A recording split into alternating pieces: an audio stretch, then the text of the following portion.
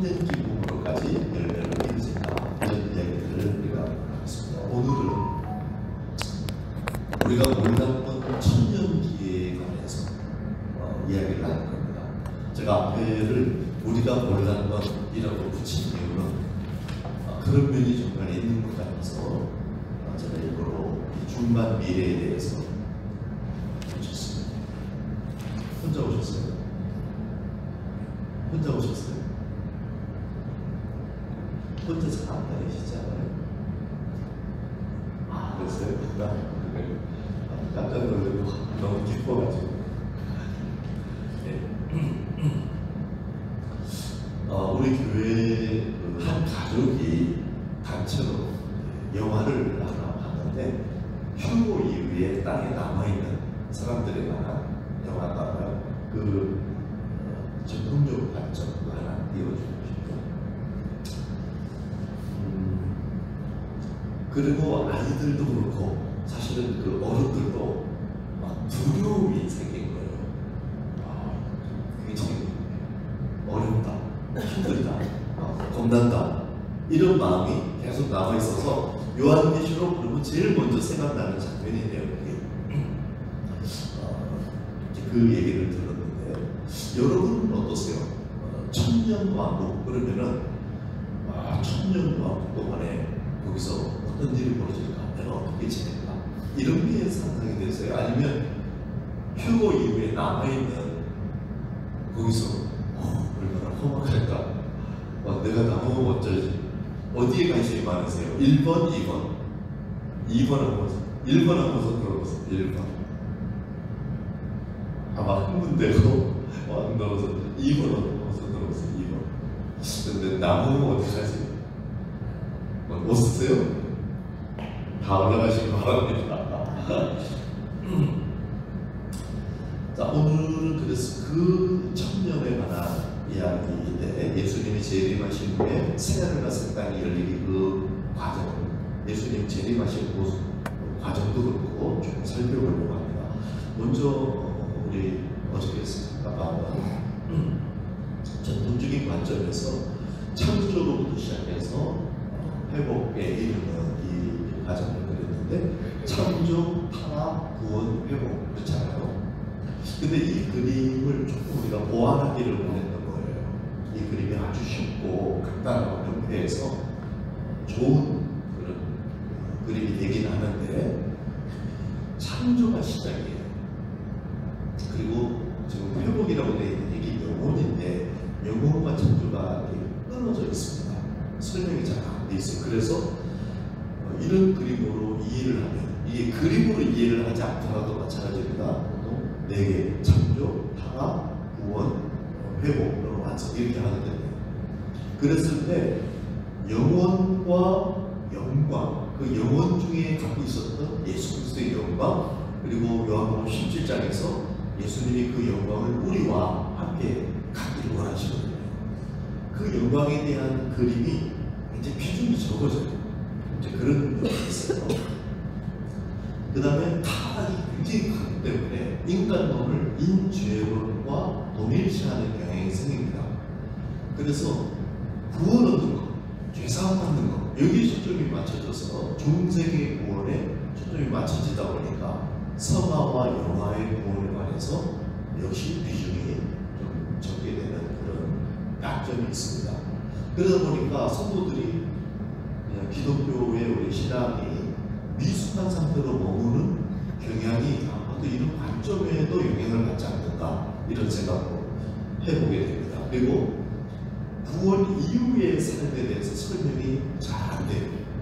그냥 구원 없는 그 초점에 많이 있고 그리고 구원 이후에 완성에 이르기까지 그 다음에 하나님께서 어떤 마음으로 심정으로 의중을 가지고 창조하셨는지 그리고 어떤 지점으로 우리를 데리고 가시는지 이것에 대한 묵상이 조금 소홀할 수가 있어요. 그래서 그걸 보완하기 위해서 좀 심화된 진술을 시도한 것이 다음 그림입니다. 이것도 어저께 잠깐 말씀드렸기 때문에 조금 복잡하게 보일 수가 있잖아요. 똑같은데 근데 하나 다른 것은 창조와 회복을 좀 연결하려고 시도했던 것도 있고 그렇지만 이게 좀 복잡해 보여도 이렇습니다. 원자력 발전소가 있잖아요. 원자력 발전소를 거기 배열기를 설명할 때 산소를 이용해서 초등학생들에게도 설명이 가능합니다. 이런 원리로 예를 들어 아인슈타인의 상대성 원리라든지 핵 폭발의 원리라든지 이런 거를 산소만 써도 어느 정도 설명이 가능해요. 근데 그 산소를 가지고는 원자력 발전소를 만들 수가 없어요. 핵폭탄을 설계할 수가 없어요. 이때는 뭐가 필요하냐면 고등수학이 필요해요. 똑같은 개념인데도 그 기술을 고등수학으로 표현하느냐 산소로 표현하느냐에 따라서 이게 실제로 폭발을 하느냐 완전히 다른 거다. 그래서 조금 복잡하더라도 우리가 자꾸 좀 실제적이고 구체적인 내용들을 알아가야 돼요. 복음은 간단하고 쉬운 것이다. 그렇지 않습니다. 복음은 그런 면도 있어요. 누구나 다 접하고 그것을 받아들일 수 있는 면이 있으나 복음은 깊고 심오하고 광대한 것이고요. 하나님의 복음 이렇게 하면 이게 확연히 하나님이 선포하신 모든 것이 잘 계시거든요. 그 안에 다 복음이 녹아 있어요. 그러니까 그것을 알면 알수록 풍성하고 광대한 건데 그 하나님의 복음이 쭉 압축이 되면 예수 그리스도예요. 그러면 더 쉽게 느끼겠지만 그것을 크고 강렬하게 느끼려면 이 전체를 안다면 다르다. 예수 그리스도의 복음 그러면 성령님이에요.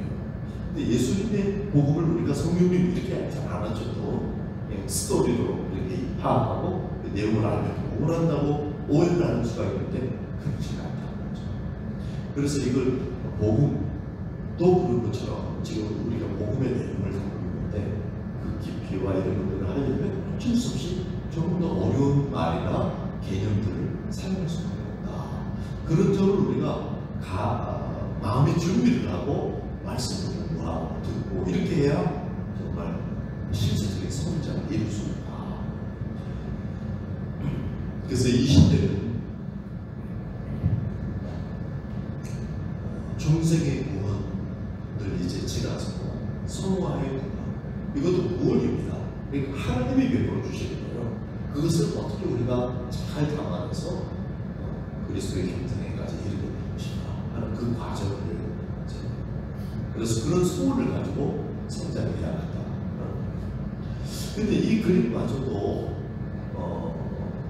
지금 구원에서 이 타락의 비중이 크다 보니까 구원에 대해서 생각력이 좀 약하고 비중적으로 그림으로 볼 때 그래서 좀 펼친 것이 다음 그림입니다. 이 그림에서는 예수님이 주님이 6번이에요. 맨 밑에 거기서부터 예수님의 재림하실 때까지 4분의 1 정도 비중으로 이렇게 보이잖아요. 일단 그래서 그 비중으로 다룰 수 있고 또 예수님이 재림하고 그게 끝이 아니라는 것도 우리가 그래서 오늘은 예수님이 재림하시는 그 때와 그 이후의 내용을 지금 우리가 보려고 합니다.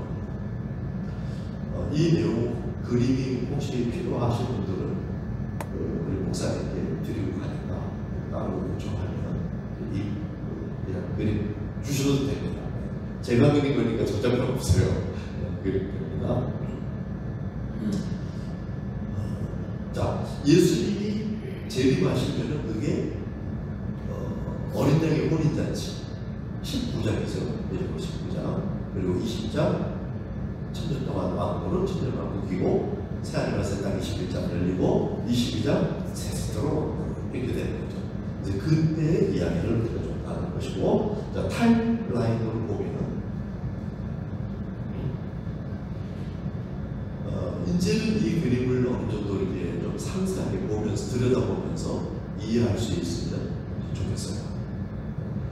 그렇지만 이제 일단 시간이 간다. 이 앞으로 말씀을 보면 이 그림이 좀 더 이해가 될 건데 대략 지금 현 시점에서 예수 그리스도의 재림, 천년왕국, 그리고 피비보다 심판이 있고 새하늘과 새 땅이 열린다. 그리고 무저경이 있고 불못이 있고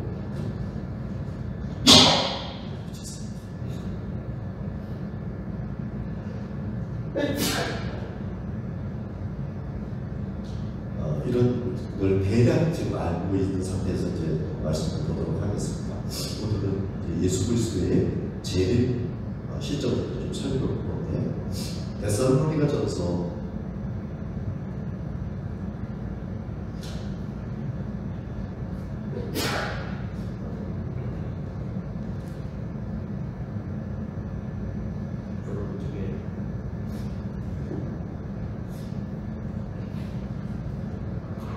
'여러분 중에 좋은 분 계세요.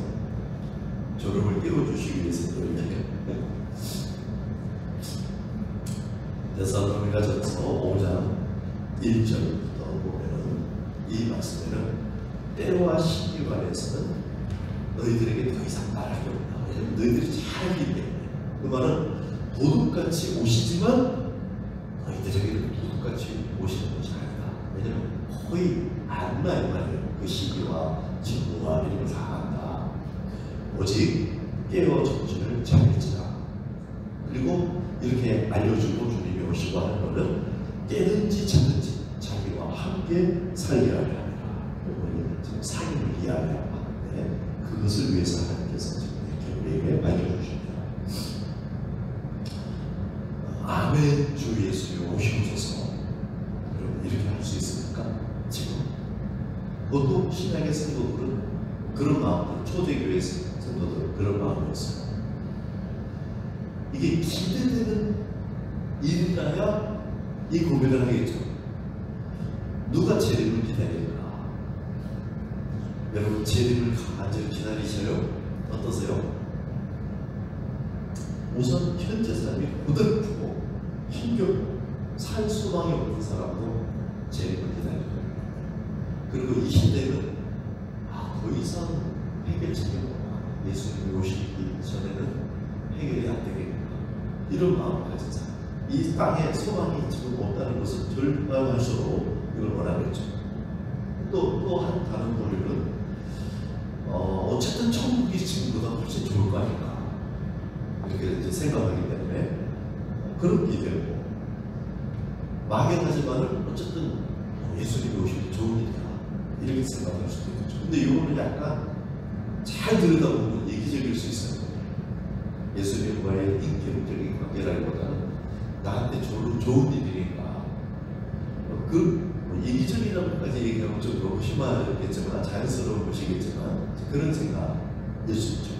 그러나 더 바람직한 것은 현재의 삶에서 주님과의 삶이 달콤한 거예요. 근데 천국을 생각하면 이게 진품이고 막 더 달콤하고 더 아름답고 그렇다고 상상이 되니 그걸 조금 사모하게 되는 거죠. 이 관계적인 원함. 이렇게 편지로만 살다가 직접 만나봤을 때의 설렘, 이런 걸 갖고 있는 게 가장 바람직한 거죠.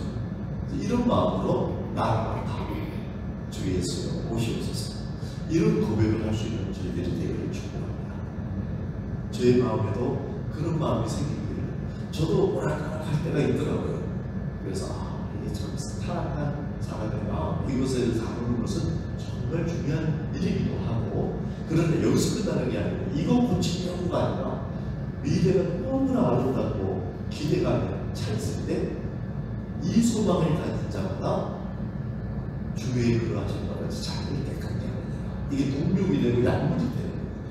그래서 그런 쪽으로 우리가 관심을, 계시록을 읽는 것은 그런 일을 더 강화시켜 줘야 하는데 이때까지는 잘 그러지 못했던 것 같아요.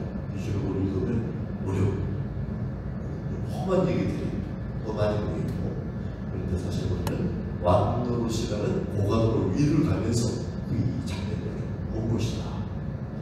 그래서 그런 관점으로 계속 계시록을 좀 많이 읽으시길 바랍니다. 예수님이 재림하시는 장면, 내가 그 당시의 이야기를 이제 설명하는데, 계시록 12장은 이제 11장에 두 증인이 있고 12장에 한 여인에 관해서 얘기한다고 그랬죠. 이게 교회라고 그랬는데, 그 장면을 한번 읽어보도록 하겠습니다. 계시록 12장 7절부터 14절까지입니다.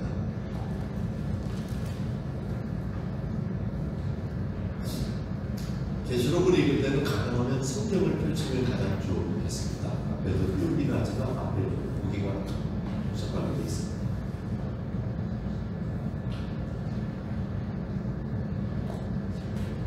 읽겠습니다. 시작. 하늘에 전쟁이 있으니 미가엘과 그의 사자들이 용과 더불어 싸울세 용과 그의 사자들도 싸우나 이기지 못하여 다시 하늘에서 그들이 있을 곳을 얻지 못하더라. 큰 용이 내족이니 열매 곧 마귀라고도 하고 사탄이라고 하며 온 천하를 빼는 자라. 그가 나로 내족이니 그의 사자들도 그와 함께 내족이니라. 내가 또 그러니 하늘에 큰 음성이 있으리되 이제 우리 하나님의 구원과 능력과 나라와 그의 그리스도의 은사가 나타났으니 우리 형제들은 참수하던 자고 우리 하나님 앞에서 방탄 참수하던 자가 쫓겨났고 또 우리 형제들이 어린 양의 피와 자기들이 증언하는 말씀으로서 그를 이겼으니 그들은 죽기까지 자기들의 생명을 아끼지 아니하였다. 그러므로 하늘과 그 가운데 거하는 자들은 즐거워하나 그러나 땅과 바다는 파있을지라도 이는 마귀가 자기 때가 얼마 남지 않은 줄을 알므로 크게 분명 너희에게 내려갔으리라 하더라. 용이 자기가 땅으로 내쫓는 것을 보고 남자를 낳은 여자를 박해하는지라. 그 여자가 큰 독수리의 두 날개를 받아 광야 자기 곳으로 날아가 거기서 그 뱀의 낯을 피하여 한 뼈와 두 뼈와 만 뼈를 약육받으매. 한 때와 두 때와 만 때, 이것은 다른 식으로 표현되어 있는데 3년 반이라는 기간이 된다 그랬죠. 그러니까 이 박해 7년이라는 그 기간 3년 반이 지나고 나머지 3년간에 지금 이런 박해가 시작되는 이야기를 지금 하고 있습니다. 그러니까 마귀가 땅으로 쫓겨나서 마지막 반학적 활동을 하는 거예요. 이때 그리스도인들에 대한 특히 유대 그리스도인들에 대한 박해가 있을 거라는 이런 이야기입니다. 마태복음에서도 이 예수님의 재림 시점, 지금 재림 전에 이제 박해의 이야기였고 재림하는 시점을 이야기할 때 마태복음 24장 29절에 보면 그날 환난 후에 이렇게 되어 있습니다. 환난 후에 지금 얘기를 하는데 즉시 해가 어두워지며 달이 빛을 내지 아니하며 별들이 하늘에서 떨어지고 하늘의 구름들이 흔들리리라. 그때 인자의 징조가 하늘에서 보이게 있고 그때 땅의 모든 족속들이 통곡하며 그들이 인자가 구름을 타고 능력과 큰 영광으로 오는 것을 보리라. 그가 큰 나팔 소리와 함께 천사들을 보내리니 그들이 그 택하신 자들을 하늘 이끝에서 저 끝까지 사망해서 모으리라. 휴무의 모습이죠. 큰 나팔 소리와 함께. 큰 나팔 소리. 요한계시록 중에 몇 장입니까? 11장이죠. 11장 그 중에 이야기를 하고 바로 그 뒤에 마지막 나팔이 있습니다. 그러니까 그날 후에 휴무가 일어난다. 그러니까 그리스도인들이 환난을 통과하는 거예요? 안 통과하는 거예요? 환난 전에 휴무가 되는 거예요? 아니면 환난 후에 휴무가 되는 거예요? 이 관점이 중요하다. 세대주의적 그런 해석을 하는 사람들에게 이단들이 막 여기 기생하고 하는데 그 중에 뭐냐면 우리의 이기심을 작업하는 거예요. 작업하는 거죠. 예수님을 잘 믿으면 환난 전에 휴무가 일어나서 환난을 안 겪고 이렇게 설명하는데 그렇지 않다. 성경은 여러 곳에서 우리 환난을 통과하게 된다는 이야기를 하고 있는 거예요. 그래서 우리는 환난을 상대할 수 있는 그것을 준비해야 돼요. 그래서 믿음이고 우리 마음, 애통하는 마음이고 뭔가를 믿고 그런 거예요.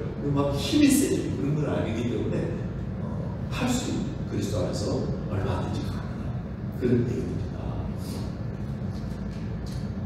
그리고 예수 그리스도의 재림과 일부 성도의 휴거는 동시에 일어난다. 고린도전서 15장 51절에 보면 보라 내가 너에게 비밀을 말하노니 우리가 다 잠잘 것이 아니고 마지막 나팔의 순식간에 호련이 다 변화되리니 나팔 소리가 나매 죽은 자들이 썩지 아니할 것으로 다시 사고 우리도 변화되리라. 계시록 10장 7절에 일곱째 천사가 소리내는 날 그의 나팔을 불려고 할 때 하나님의 그의 종 선지자들에게 전하신 복음과 같이 하나님의 그 비밀이 이루어집니다. 그러니까 지금 이 나팔, 마지막 나팔이 일어나는 계시록 11장과 데살로니가전서, 고린도전서, 마태복음 이렇게 다 시간을 연결해 놨다는 말이에요. 그 시점에 대해서 이야기고 그것은 우리가 알고 있는 계시록 11장이고 그러면 대략 이 역사적인 흐름도 우리가 이제 알 수가 있게 되겠죠. 그 중에 예수님이 오실 때 일부 성도가 하늘로 표를 하게 된다. 데살로니가전서 4장 16절에 주께서 호령과 천사장의 소리와 하나님의 나팔 소리로 친히 하늘로부터 강림하시리니 그리스도 안에서 죽은 자들이 먼저 일어나고 그 후에 살아남은 자들도 그들과 함께 구름 속에 끌어올려 공중에서 주를 영접하게 하리니 그리하여 우리가 항상 주와 함께 있습니다. 그러니까 죽은 자들이 부활이 일어납니다. 부활이 일어나면서 그때까지 살아있는 사람들 중에서 어떤 사람들은 휴거를 하게 된다. 변화가 일어나면서 그러니까 공중에서 지금 들려서 거기서 천년왕국이 시작되는 거예요. 이게 뭐 천년이냐 실제로 천년기간이냐 이런 숫자나 그런 것은 크게 중요하지 않아요. 저는 가능하면 문자적으로 일차적으로 받아들이려고 하고 그것이 잘 안 될 때 문맥이나 이런 걸 경험하고 와서 상징으로도 이해하고 이렇게 하는 그런 성경 해석적인 과정을 같이 가져야 돼요. 우선 문자적으로 일단 보는 게 중요하거든요. 그러니까 천년왕국의 실체는 어디에 있는 겁니까? 이 구절에 의하면 공중이에요, 지상이에요? 이게 잘 정리를 안 해놨었어요. 오랫동안 그냥 천년왕국이 있어. 그거는 어딘가에 있고 지상일 수도 있어. 이렇게 생각을 했는데 한 10여 년 전부터 제가 첫 논문을 발표했는데 그런 논문이 그전에는 없었던 것 같아요. 이게 뭐냐면 지상의 천상의 천년왕국이 이루어질 거다. 이런 논문이 구체적으로 나오기 시작했어요. 그리고 그것이 박사 논문이 되고 그거는 논리적으로 다 인정이 됐다는 뜻이에요. 그래서 그러고 나면 그러면 천상의 천년왕국이 이루어지고 그러면 지상은 질문하게 되는 거죠.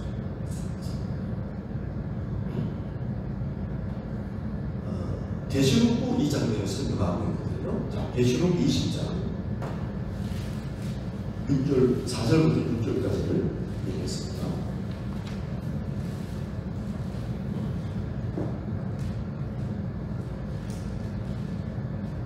시작. 또 내가 보자들을 보니 거기에 앉은 자들이 있어 심판하는 권세를 받았다.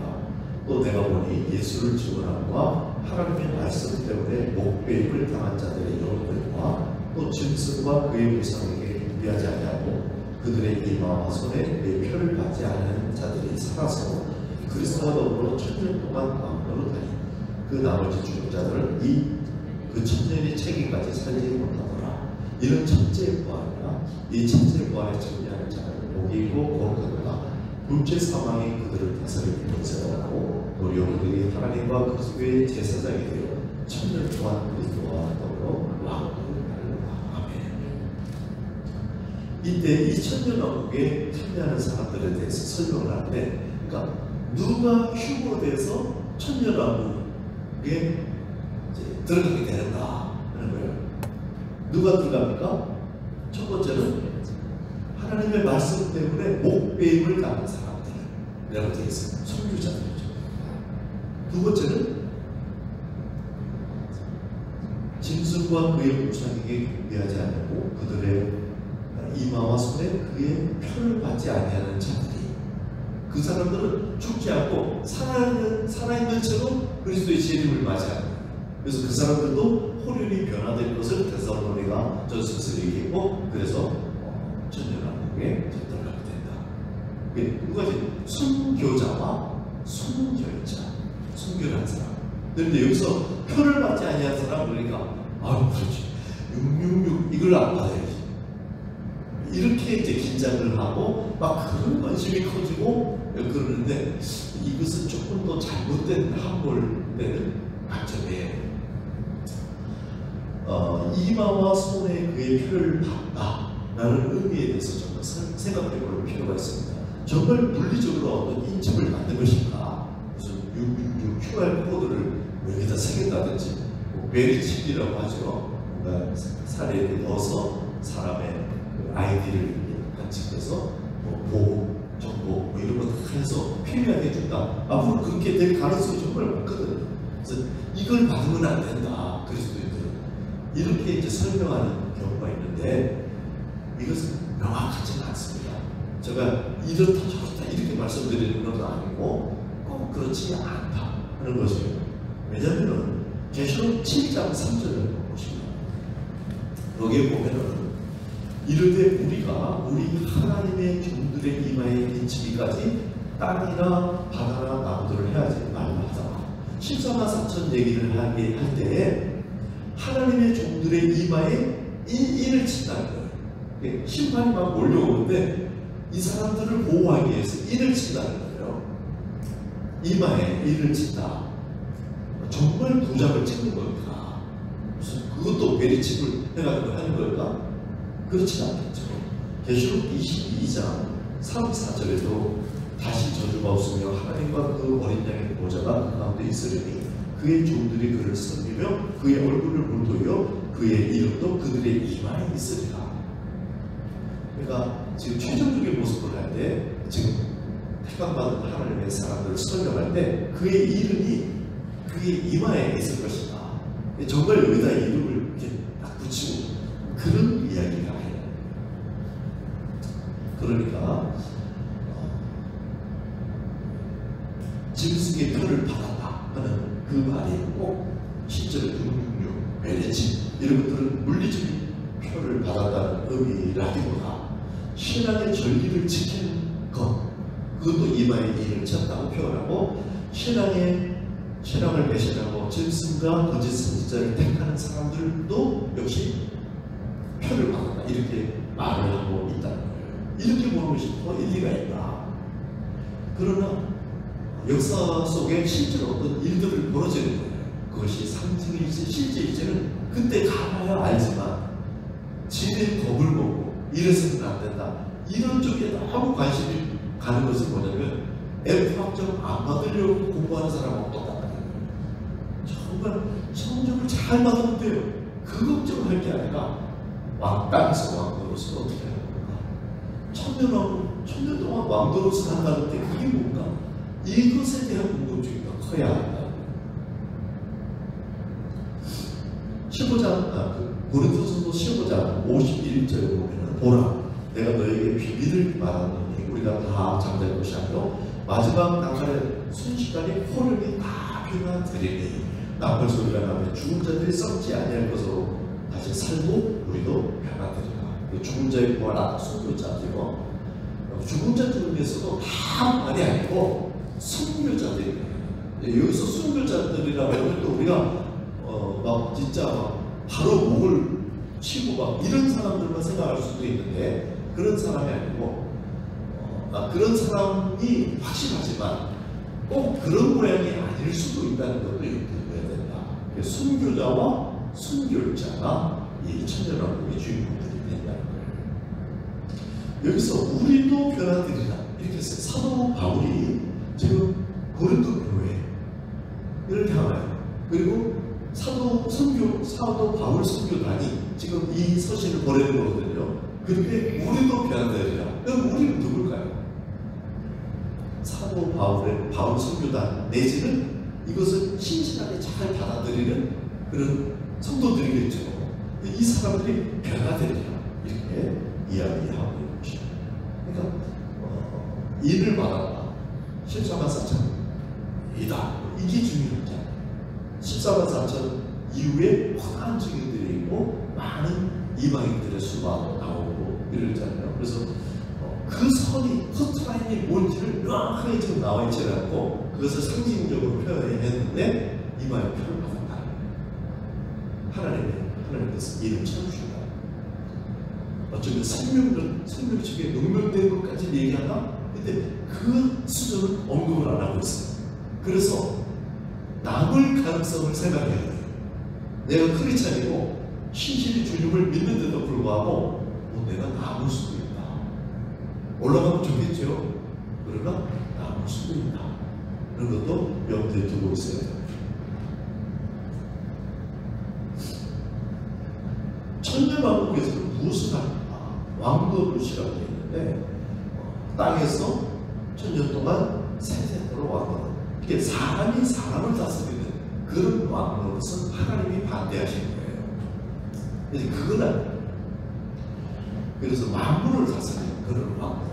정말 우리가 일상에서 지금 왕노릇을 하도록 격려하고 있잖아요. 그러니까 여기서 사람을 다스린다 그런 뜻이 아니고 자기를 다스리고 만물을 다스리고 상황을 다스릴 줄 아는 그런 넉넉한 어진 왕의 모습, 이것을 지금 이야기하면서 왕노릇이라고 얘기하고 있다. 그러니까 형태로서의 왕노릇이라기보다는 품질로서의 왕노릇으로 보는 것이 더 성경적이겠죠.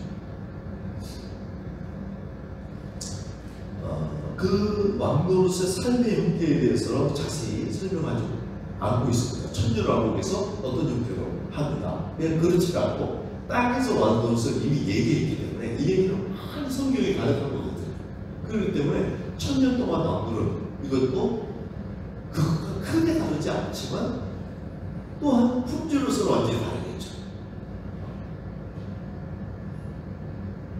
어진 임금같이 사람을 아끼고 사랑하는 사람, 일상에서 그렇게 살아가는 것, 이것을 잘 아는 사람일수록 천년왕국이 그것의 원형과 풍성함과 기쁨과 그런 것들이 영광스러움과 그런 것이 거기 있다는 것을 기대하고 원할 수가 있다. 전도서에서는 모든 것이 다 헛되다 이렇게 말한 이후에 먹고 마시며 수고하면서 낙을 누리는 것이 하나님의 법이다. 이렇게 설명해요. 여기서 보고 막 세계 선교를 해야 되고 막 자기를 헌신해야 되고 그런 얘기가 아니고 먹고 마시고 수고하면서 낙을 누리는 것이 하나님이 주신 복이에요. 시시한 것 같으세요? 여기에 큰 기쁨을 누릴 수 있으면 거기에서 하나님과의 사귐도 찾을 수 있고 그렇다는 거예요. 이 마시는 이 일이 그래서 마지막 날에 주님이 생명수 생물을 약속을 하죠. 아니 기껏 고생해가지고 천국 들어갔더니 물 준다고 그렇게 생각하면 안 되겠죠. 거기에는 많은 그 하나님의 아이디어가 담겨 있고 우리가 먹고 마시는 이 일이 잠깐만 악주 안에서 이루어지면 그것이 이제 온전히 성취되지 않았을 때는 먹든지 마시든지 이런 상대적인 것도 해야 돼요. 근데 참 재미난 얘기예요. 살든지 죽든지 막 자든지 깨든지 이렇게 되는데 먹든지 안 먹든지 이렇게 반대말로 되고 먹든지 마시든지 있어요. 같이 좀 많이 마시시 바랍니다. 커피숍에도 같이 가고 그래서 같이 마시고 먹고 하면서 이야기 나누고 이게 사귐이에요. 하나님과의 사귐이 사람들과의 사귐 안에 성취되는 이 연습을 우리는 날마다 일상 속에서 할 수 있다는 거죠. 오늘 오후에 먹으러 갑시다. 근데 거기서 그게 사귐을 누릴 줄 알아요. 그래야 이곳의 기쁨이 천상에서는 더 크단 말이지, 완전하단 말이지. 그래서 그 소망을 가질 수 있게 됩니다. 자, 그런데 휴무 이후에 지상에 남겨지는 신자들과 불신자들이 있다는 거예요. 이게 천년인데 그때는 어떤 상황일까? 분명히 일부 신실한 성도들이 변화돼서 천년왕국에 입성을 합니다. 그러나 이 공중에서 벌어지는 일이라고 논리적으로 지금 확인을 하고 있는데 아마 아브라함과 나사로 예수님이 그렇게 설명했는데 천상에 있고 뭐 이렇게 바라볼 수도 있어라 갈 수도 없고 그런 거 이 딱 그 상황이다라기보다 우리가 그런 상황을 상상할 수가 있다는 거죠. 구름과 같이 둘러서 커다란 증인들 이렇게 했을 때 막 하늘에서 우리를 응원하는 거예요. 세상에서 사람 마치 그런 거죠. 미가엘, 가브리엘 이런 영적인 존재들 얘기할 때 왕으로 묘사하기도 했거든요. 그래서 우리가 왕으로 탄다는 것이 어떤 모습일지 또 이렇게 좀 열어주는 면이 있죠. 그리스도의 제사장이 되어 왕으로 탈보다 제사장적인 축복하는 그런 일들. 그러니까 현재 우리가 세상에서 보는 그런 세상의 왕과의 개념과는 분명히 다르다는 것을 알아야 돼요. 그리고 이 기간에 대해서도 천년이다 이렇게 안 할 수도 있지만 천년일 가능성이 높은 것 같아요. 주님은 천년에 하루가 천년이 하고 그리고 또 강도가 예수님 옆에서 죽을 때 네가 오늘 나와 있습니다. 이렇게 언급하는 걸 볼 때 우리가 시간으로 우리의 개념으로 딱 떨어지는 건 아니지만 하나님의 넓은 그 안에서는 이것이 다 하나가 되고 설명이 가능하고 우리가 참 진짜를 봤을 때 그렇군요 이렇게 납득이 될 만한 이야기들 쉽게 진행되는 일들이라는 것을 우리가 인식할 필요합니다. 그리고 대다수의 현대의 성도들이 땅에 남겨져서 새로운 천년기를 지내게 될 것이 더 현실적인 이해라고 저는 생각합니다. 우리 교회 안에 있는 성도들이 다 휴고될 거야. 저는 그렇게 생각을 잘 못하겠어요. 나는 휴고될 거야. 만약에 내가 하나님께 말씀드릴 수 있는 거면 나는 좀 남으면 안 될까요? 이렇게 말씀드리고 싶어요. 그런 생각도 있어요. 그만큼 저는 천년기에 대한 기대가 있어요. 천년 왕국에만 들어가는 게 아니라 이 남은 세상의 천년기에도 너가 있다는 거예요. 복음이 끝나는 게 아니고 그 시점에서도 기회가 계속 주어집니다. 그래서 복음이 전파돼야 돼요. 그 복음은 항상 인격적으로 전파되게 돼 있어요. 누군가가 전해줘야 돼요. 그러면 사명자가 남을 거예요. 그래서 신실하고 사명자들은 다 휴고된다. 저는 그렇게 생각하지 않습니다. 하나님께서 일부러 남겨주는 사람들이 있을 수도 있고 심지어는 자원하는 사람들도 있을 수 있고 정신 못 차리고 살다가 남았는데 정신을 차리고 나니까 사명자로 살아야 되겠구나. 그때 가서 그렇게 할 사람도 있으리라고 생각합니다. 천년 왕국에서 공중에서 천년을 왕으로 사는 거 너무나 귀한 일일 거예요. 그러나 저는 지상에 남아있는 것도 아주 흥미로운 일이라고 생각해요. 환란을 이길 수 있고 근데 그때가 되면 환란이 없어요. 이제는 그게 이제 앞으로 설명이 될 건데 무두셀라가 969세를 살았잖아요.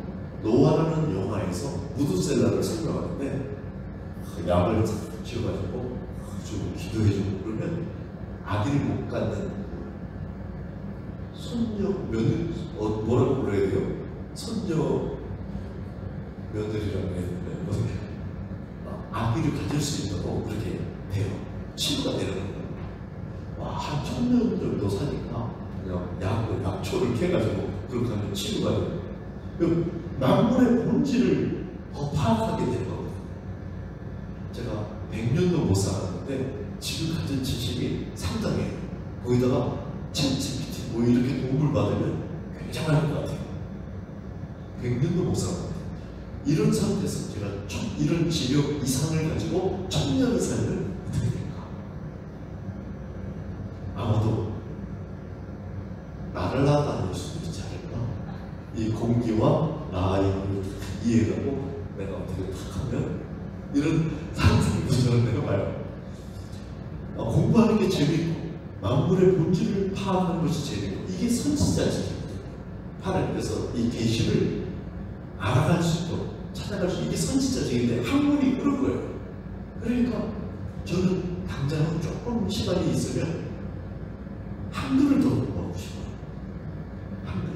한글에 대해서, 언어에 대해서 공부하고 싶은 마음이 생겨요.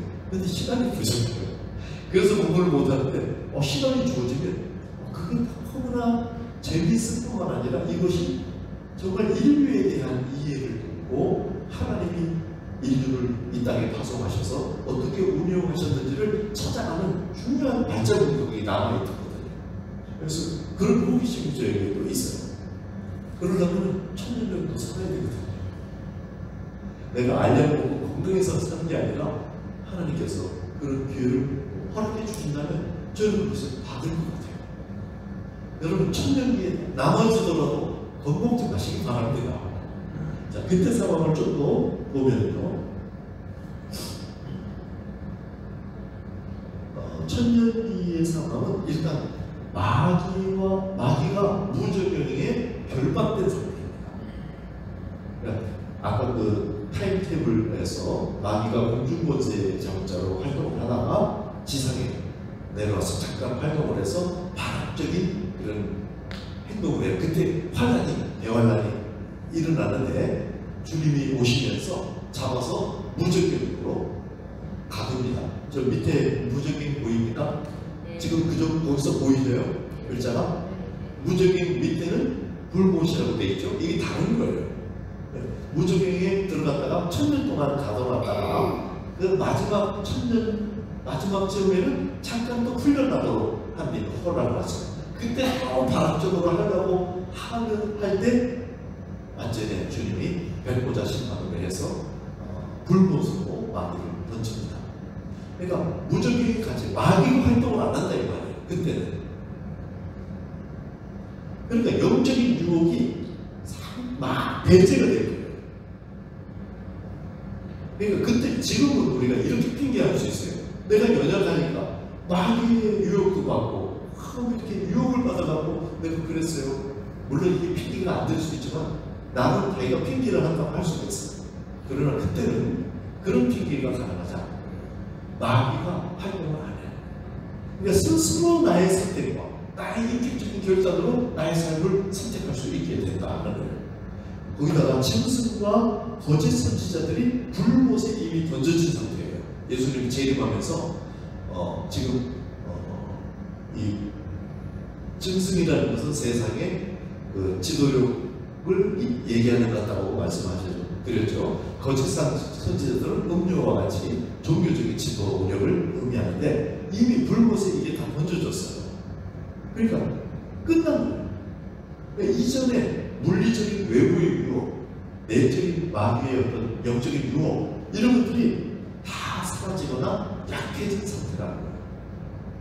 그러니까 외부적인 유혹도 없고 내적인 영적인 유혹도 적기 때문에 스스로 내가 선택하고 하는 것이 더 이상 이제는 하나님 앞에 핑계할 수 없는 그런 삶을 그 1000년 기간 동안은 살게 된다는 거예요. 그런데 매우 모범적인 신실한 성도들은 휴거되고 없어요. 일부 남아있지만. 그러나 새로운 잠정적인 평화로운 지상 1000년기가 펼쳐질 것이라고 볼 수 있는 거죠. 그러니까 이 기간은 또 다른 남은 자들에게 또 다른 마지막 다른 기회를 주시는 겁니다. 베드로가 우리가 설명하듯이 주님은 우리가 새로워져 돌아오기를 계속해서 기다린다는 거예요. 그리고 일단은 더 이상 회개하는 자들이 없으니까 그러니까 하나님께서 거기서 일단락을 하고 와 이게 이런 거였구나 하고 각성이 일어난 상태에서 신자와 불신자가 1000년을 더 시간을 가집니다. 이게 1000년이라고 하는 데가 뭐하는 건 아닙니다. 그 기간을 지금 하나님이 주시고 있다는 거예요. 천년왕국이 공중에서 일어나는 건 아니에요. 1000년기가 이 지상에서 이런 1000년들을 받게 된다는 거죠. 20장, 계시록 20장 1절에서 6절 이런 설명들이 나옵니다. 또 내가 보내 천사가 무저갱의 열쇠와 큰 물선 쇠사슬을 그의 손에 가지고 하늘로부터 내려와서 묘물 잡으니 곧 예매요 마귀요 사탄이라 잡아서 1000년 동안 결박하여 무저갱에 던져놓고 잠그고 그 그 위에 임금하여 천년이 차도록 다시는 만국을 미혹하지 못하게 하였는데 그 후에는 반드시 잠깐 노인이라. 그 후에는 잠깐 노인이라는 거예요. 천년기의 마지막에 7절 천년이 차례 사탄이 그 목에서 놓여 나와서 땅의 사방 백성 곧 곡과 마음을 미혹하고 다시 싸움을 붙이리니 그 수가 바다의 모래에 흩으리라. 그들이 지면에 널리 퍼져 성도들의 집과 사랑하시는 성을 두르매 하늘에서 불이 내려와 그들을 태워버리고 또 그들을 미혹하는 마귀가 불과 유황 못에 던져지니 거기는 그 짐승과 거짓 선지자도 있어 새토록 밤낮 괴로움을 받으리라. 또 내가 크고 흰 보좌와 그 위에 앉으신 이를 보니 땅과 하늘이 그 앞에서 피하여 간대하더라. 그러니까 마지막 천년기 마지막에 잠깐 마귀가 풀려났는데 풀려나서 유혹을 하는데 유혹당하는 사람들이 있다는 말이에요, 없다는 얘기예요? 네? 있어요, 없어요? 있어요. 그래서 전쟁을 일으킬 만큼 그러니까 사람들이 꽤나 많은 거예요. 지금 평화가 주어지고 유혹도 없고 마귀의 활동도 없는데 자기 스스로 마음이 악해지고 이래서 미혹된 사람들로 대해서 마귀가 한번 바짝할 때 미혹당하는 사람들도 있다는 말이에요. 새로운 기회가 다시 한번 주어진 거예요. 그것도 오랜 기간 동안. 그래서 이때까지 마귀가 다시 갖춰졌다고 활동을 시작하기 전까지 땅의 사람들은 외부의 유혹 없이 자기 스스로의 성향을 감안해 가는 것입니다. 그리고 천년기 끝에 곡과 마곡의 전쟁이 일어나요. 그러니까 지금 예수님이 재림하시기 그 즈음에도 아마겟돈 전쟁이 있거든요. 양쪽에 전쟁이 있습니다. 근데 지금 천년기 끝에도 곡과 마곡의 전쟁을 통해서 그걸 통해서 결국 자기들이 어떤 내면이 준비되는지가 다 드러난다는 거예요. 사람들의 표현이 되고 핑계할 수 없는 마지막 심판을 받게 된다. 이때 흰보자 심판을 하는데 거기에는 책이 한 권의 책이 있고 여러 권의 책이 있다. 한 권의 책의 이름을 생명책이라고 부르고 나머지 책들은 행위를 보면서 심판하는 그런 책이다. 우리들의 행위가 거기에 다 기록이 돼. 여기는 우리의 공적, 선한 것. 잘못된 거는요, 불신자들은 다 기록이 돼 있지만 신자들 중에 회개하는 사람들은 이것을 다 지워지고 선행한다. 그런 책이 있다 하는 것도 알 필요가 있습니다.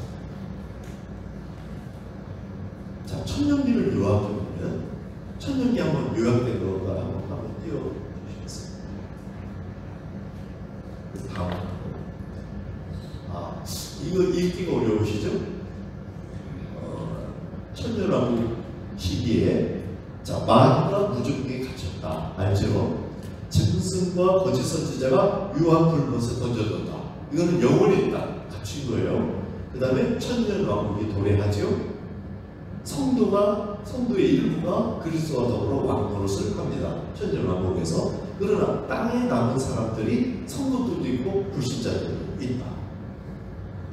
그리고 마지막에 다시 마귀가 무적경에서 나와서 유혹을 활동해서 지상의 성도들을 공격해요. 천상에서 천년왕국을 하는 그것을 마귀들이 공격하는 게 아니죠. 지상에 있는 거예요. 그래서 지상에서 그것을 공격하는 전쟁을 일으키지만 전쟁이 지속되는 게 아니고 일으키자마자 하나님께서 끝내버린다. 더 먹을 건 하나도 없어요. 흰보자 심판이 이런 것이고 거기에는 생명책과 행위책들이 놓여 있으며 그것이 끝나면 마귀와 사망과 음보와 전부 유황불못에 던져진다 하는 겁니다. 자, 천년기를 그래서 요약을 하면은 천년기는 천상의 순결한 성도들, 지상의 남은 자들로 나뉠 것이고 문자적인 천년인체는 그것은 우리가 크게 관심을 가질 필요 없지만 그럴 가능성이 있다. 천년기 시작 직전에 마귀가 땅에서 분내어 활동을 할 것이다. 이때가 아마 대환란 기간이 될 것이다 하는 거예요.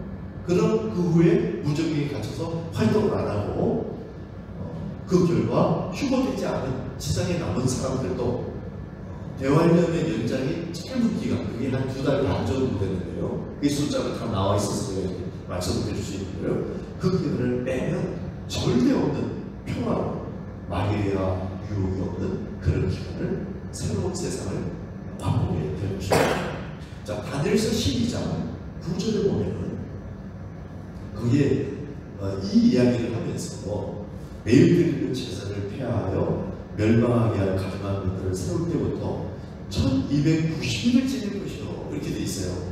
그리고 기다려서 1335일까지 이르는 그 사람은 복이 있으리라 이 말이에요. 그러면 대환란 지금 3년 반씩 나눠져 있다고 했죠. 3년 반은 거짓 평화고 3년 반이 진짜 대환란인데 이 3년 반의 기간이 날짜로 계산하면 1260일이란 말이죠.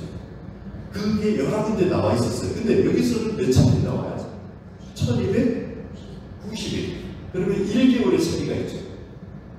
지금 다니엘서에서는 1290일이라는 구체적인 시간을 또 제시하고 하루를 더 제시하는데 1335일. 그러니까 한 2개월 반 정도 됩니다. 그러니까 천년왕 대환란이 끝나고 예수님이 재림이에요. 재림하는 그 시점에서 한 2개월 반 정도는 아직도 대환란의 여파가 남아있다는 거예요. 지상에 남아있는 사람. 그러니까 남아있는 사람들만 겪는 게 아니고 지금 대환란마저 지금 신실한 성도들도 다 같이 겪었던 일이에요. 그 겪었던 일이 이 사람들이 휴거되고도 남아있는 사람들이 한 2달 정도 조금 더 연장돼서 겪을 뿐이지 뭐 새로운 막 환란이 다시 한번 쏟아지고 그런 게 아닌 거예요. 오히려 더 환란이 약화된 상태로 그런 얘기를 지금 다니엘서를 통해서 우리가 유추해 볼 수가 있고요. 그런데 성경 이사야서에 보면 천국의 표현이라고 보기는 조금 모자라다. 그러나 지금 현실과는 너무나 다른 그런 기대감에 찬 구절이 있습니다. 이사야서 11장 6절에서 9절에 보면은 이리가 어린 양과 함께 살고 사자가 손처럼 풀을 먹고 어린아이가 독사물에 손을 넣고 뭐 이런 일이 있어요. 이게 뭐예요? 천국 설명이라고 생각할 수가 있잖아요. 그 정도의 설명이잖아요. 그런데 65장 이사야서 65장 20절 17절부터 보면은 25절에 뭐라고 되어 있냐면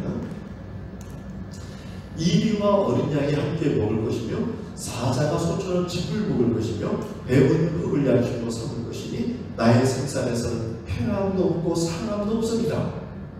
아까 11장에서 이사야서 11장에서 설명한 건 똑같아요.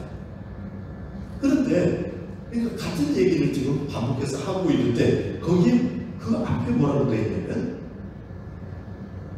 20절에 거기는 날수가 많지 못하여 죽는 어린이와 소환이 차지 못한 노인이 다시 없을 것이라. 곧 100세에 죽는 자를 젊은이라 하겠고 100세가 못 되어 죽는 자는 저주를 받은 자이리라. 그러니까 이걸 천국으로 말한다면 천국에서 죽음이 있네요. 그럼 조금 모순이 생기잖아요. 그럼 어떤 설명이겠어요? 제가 이해할 때는 이거는 천년기에 대한 설명이라고 보이는 거예요. 그러니까 천년기는 특별히 이게 대대로 이렇게 살 수도 있지만 그다음 그 시대에 살아남고 있는 사람들이 천년을 쭉 할 수도 있다. 그래서 제가 궁금한 거예요. 그 시대에 내가 있을 때 천년을 살겠구나. 그럼 내가 공부도 좀 하고 그러면서 내가 지금 못 누렸던 그런 친적인 유의도 있을 수 있고 또 영적인 깊이를 알므로써 하나님과의 풍성함도 더 누릴 수도 있고 물론 천국과 천년왕국이 좋겠죠. 그러나 그거는 나중에 얼마든지 갈 거예요. 그래서 이것도 풍성하게 다 누릴 수 있는 기회도 된다. 제가 한 많은 묘지는 나는 그걸 선택하겠다 이 말이 아니라 여러분 그 시대에 두려워할 거 없다 이 말이에요. 그것도 일상하고 비슷할 거예요. 그러나 언제는 좋은 기회도 될 수 있고 두려움 때문에 겁먹을 그런 기간이 아니다라는 것을 말씀드리려고요. 그리고 천년기의 끝에는 그냥 좋고 좋고만 아니라 행위책으로 심판을 하게 된다. 그래서 우리가 어떤 것으로 성전 건축을 했는가, 지푸라기를 했는가, 금으로 했는가, 그것을 시험한다. 그래서 우리가 주어지는 모든 시간 속에 나는 지금 무엇으로 성전 건축을 하고 있는가, 나의 원어는 지금 금 같은 믿음인가, 지푸라기인가, 나의 삶은, 나의 생각은, 이렇게 우리를 점검하면서 일상을 우리가 왕노릇하고 살아가야 한다는 거예요. 그리고 마태복음 25장 41절에도 왼편에 있는 자들에게 이르되 저주를 받은 자들은 나를 떠나 마귀와 그 사자들을 위하여 예비된 영원한 불에 들어가라. 사람들이 지금 마귀와 사자들을 위해서 예비된 영원한 불에 들어가요. 이 불이 이름이 뭐예요? 불못이라고 계시록으로 설명되어 있는 거죠. 영원한 심판이라고 되어 있는데 거기에 사람들이 들어가요. 근데 원래 사람들이 들어가는 장소가 아니잖아요. 설명에 하면 마귀와 그 사자들을 위하여 예비된 영원한 불이거든요. 그러니까 하나님께서 안 믿으면 지옥, 믿으면 천국, 이런 게 아니고 하나님, 사람들이 하나님의 형상으로 천국으로 가기를 원하는데 자기가 부득부득 고집을 피우고 나는 안 믿겠어, 나는 안 가겠어, 끝까지 고집을 부려서 결국 거기 가는 거예요. 이게 너무 안타까운 일이죠. 이해를 못해가지고. 왜냐하면 하나님은 인격적으로만 우리를 상대하시기 때문에 사람은 인격이거든요. 인격이 아니면 사람일 수 없어요. 하나님이 실력으로 말한다면 확 꿈에 나타나든지 막 해가지고 놀랍게 해가지고 예수를 믿어, 그래도 천국 가, 이렇게 할 수 있는 분인데 그렇게 하지 않는 이유는 그 내면 안에 사랑이 일어나고 인격적인 반응을 통해서 이렇게 하기를 원하시는 거예요. 근데 복음 전도는 아무리 해도, 더군다나 우리 전하는 사람들이 막 선포하듯이 이렇게만 하는 것이 아니라 기독교를 믿어야 돼, 안 믿으면 지옥이야, 이런 것이 아니라 인격적으로 반응할 수 있도록 그런 분위기와 태도로 안내를 하는 것이 복음 전파인 거예요. 내용을 1, 2, 3, 4 이것을 믿어야 기독교인이 되는 거야, 이게 아니고 하나님이 이름을 그분과 사귐을 누릴 수 있다는 것을 자기가 삶으로 살아가면서 그 태도를 가지고 애통함과 목마름과 갈증을 가지고 탄식을 가지고 그것을 안내하고 사랑으로 그렇게 해야 돼. 죄인이야, 너무나 끝까지 연민을 가지고 그것도 상대하면서 그렇게 하는, 이것이 복음 전파라는 것이죠.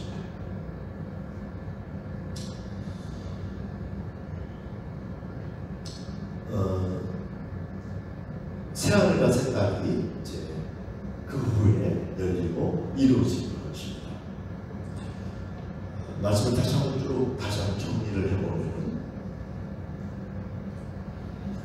천년 왕국은 휴거된 이들이 천상에서 생활하게 될 것이고 그리스도와 더불어 왕국을 될 것입니다. 지상에서도 완전히 다른 것은 아닌데 휴거 이후에 대부분의 그리스도인들이 어쩌면 남은 사람들이 더 많을 것이다. 근데 시작 시점에서 한 2개월 반 정도 7년 대유한란의 연장이 조금 있을 수는 있다. 그러나 계속 두려워하지 않으면서 마귀와 활동을 이제 그쳤기 때문에 새로운 삶을 오히려 샬롬의 기간을 살아갈 수가 있고, 그 기간에 정신만 차리고 있으면 역사를 확인하고 정말 이렇구나, 이것이 확인되고 나서 자기가 결단해서 새로운 공적을 쌓는 참성전 건축을 이루고 땅에서 왕노릇하는 이 일을 계속해서 할 수가 있다. 자, 하나님께서 다시 한번 기회를 주신 이 천년기를 어떻게 쓸 것인가 하는 거예요. 그러니까 기회를 주시는 것이 지금 문제입니다. 천년기의 문제입니다. 더 살아가고 더 피조 세계를 배우고 더 하나님을 알아가는, 그래서 영적 어른이 되어가는 기회를 다시 한번 주신다. 자, 문제는 휴거된 이후에도 내가 휴거가 못 돼도 또 기회가 주어지는구나. 이것은 아는 것이 우리에게 약일까 독일까 하는 거예요. 근데 또 있어 시간이 그러면 좀 더 돌다가 이렇게 가는, 거꾸로 가는, 이 태도가 잘못되어 있는 사람은 이렇게 또 간다는 거예요. 그래서 이게 늘 긍정적이지만 않아서 아직까지는 안 밝혀졌던 것 같아요. 그런데 이제 성숙한 사람들이 맞아, 미숙한 사람들은 겁을 먹고라도 정신을 차려야 되거든요. 그래서 그렇게 놔두신 건 아닌가 하나님의 일부. 근데 성숙한 사람들이 이제 조금씩 많아졌는데 그 사람들도 이게 뭐지? 하면서 두려워하고 그 성숙을 누리고 이렇게 하지 못할까봐 하나님께서 이 시대는 밝혀주시는 것이 아닙니다. 예를 들면 자살 후에도 하나님의 은혜를 베푸셔서 구원하신다 이렇게 이해를 하는 것이 좋을까 나쁠까? 옛날에는 자살하면 지옥이야 이런 말들이 교회에 퍼져 있었어요. 그러니까 무서워서라도 자살을 안 하는 거예요. 근데 자살해도 다른 사람을 죽이는 거하고 나를 죽이는 거하고 살인자도 구원을 얻을 수 있대. 이렇게 하면서 자살 이후에도 뭐가 은혜가 있을 수 있는 거 아니야? 정말 힘든 사람들이 자살했다는 거예요. 이것에 대해서 우리가 또 이해를 해줘야 된다 이런 분위기가 있고요. 자살 이후에 은혜가 있다는 거, 있을 수 있다는 거 아는 것이 좋아요? 모르는 것이 좋아요? 이혼해도 된다고 성경은 우리를 말한다. 아는 것이 좋아요? 모르는 것이 좋아요? 사람마다 다르다. 그러니까 미숙한 사람들에게는 좀 겁을 먹고서라도 정신 차리는 이것이 필요하긴 하지만 이제 성숙한 사람들은 여전히 거기에 있으면 안 되고 조금 달리 그 소망 때문에 지금을 누리고 더 자기가 성숙해짐으로써 미숙한 사람들이 따라올 수 있도록 이것을 누리고 안내해주는 이 풍성함이 필요하다는 거죠. 표고물, 청년기. 저는 이 시대에 우리 교회 성도들과 대화하면서 느꼈습니다. 표고 때 남을까 봐 걱정하는 사람이 너무 많더라고요. 그것은 자기가 F학점, 그러니까 거의 낙제 수준으로 신앙생활을 하고 있다는 의미 아니겠어요? 그러면 걱정이 되죠. 심지어 나가도 이런 기회가 있다는 것을 지금 말씀을 하지만 사실 그런 게 아니라 지금 땅에서 왕고를 타는 삶 이것을 계속 하고 있으면 그런 걱정이 아니라 정말 오히려 기대도 할 수 있는, 심지어는 휴무 안 돼도 기대할 수 있는 것이다. 이렇게까지 갈 수가 있다. 미숙은 그냥 어린 것이 아니에요. 어릴 때 어린 것은 그냥 어린 것이죠. 그러나 계속해서 어린 상태로 남아있는 것은 큰 문제예요. 미숙은 악에게 이용당할 수도 있고 그러면 악의 세력이 될 수도 있고 심지어는 악 자체가 될 수도 있어요. 그러니까 미숙으로 남아있으면 안 됩니다. 우리 성도들이 정말 성숙해야 되는 것은 정말 뜨거운 마음으로 원해야 돼요. 주님의 마음을 헤아릴 수 있게 되고 그래서 나의 삶이 은혜와 믿음으로 가득 차고 그래서 다른 사람들이 날 보고 은혜를 받고 그런 성숙한 삶에 대해서 자기가 자기 이미지를 그리고 소원하고 기도해야 합니다. 그래서 성숙을 향한 성장을 계속 우리가 함께 할 수 있도록 그렇게 신앙생활을 하고 차집에 가서도 그런 때가 있다. 밥 먹을 때도 우리가 놀이를 할 때도 예배할 때만이 아니라 일상 속에서 예배가 돼서 그렇게 되는 그런 성숙한 신앙생활. 구약에도 하박국 선지자가 그런 상황을 겪어서 하나님께서 전쟁을 벌여내겠다 이렇게 얘기하는 걸로 알아들었어요. 지금 상황이 악해가지고 하나님 이걸 이러면 안 되잖아요 그랬더니 더 큰 전쟁을 보내시겠다고 대답을 하신 거예요. 하박국이 깜짝 놀래가지고 하는 중에 주님이 말씀하셨어요. 너 그거 너무 걱정하지 말고 화는 화대로 그렇게 정리가 될 거야. 그러나 너는 믿음으로 사.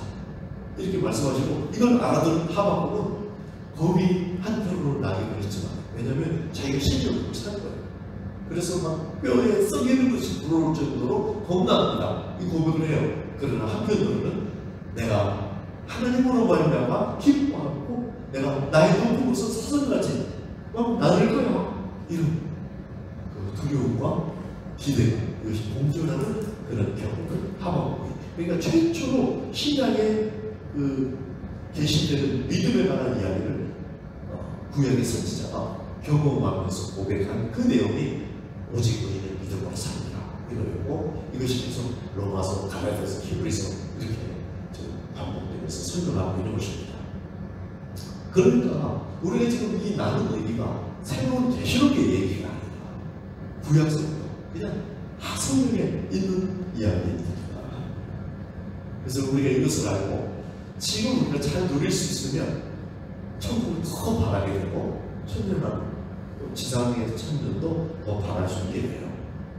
그러니까 마라나타 아멘 주 예수 오시옵소서. 얼마든지 편안하게 지금 너무 힘드니까 주님 꼭 오세요. 꼭 이렇게 안 있더라도 지금도 감사하지만 주님 오시면 정말 좋겠어요. 그리고 그때 내가 갔더라도 주님이 함께 하신다. 그때 마귀는 없지만 주님이 함께 하신다. 여러분 마음으로서 또는 퀸으로서 주님과 함께 동행하는 삶, 이 삶을 잘 살아가시고 주님을 축복합니다. 제가 시간이 남으면 타임라인을 좀 더 설명해 드리려고 했는데 그거는 오늘 내용을 알고 그냥 자세히 들여다보면 다 알게 돼 있어요. 그냥 그림을 참고하시고 자, 기도하겠습니다.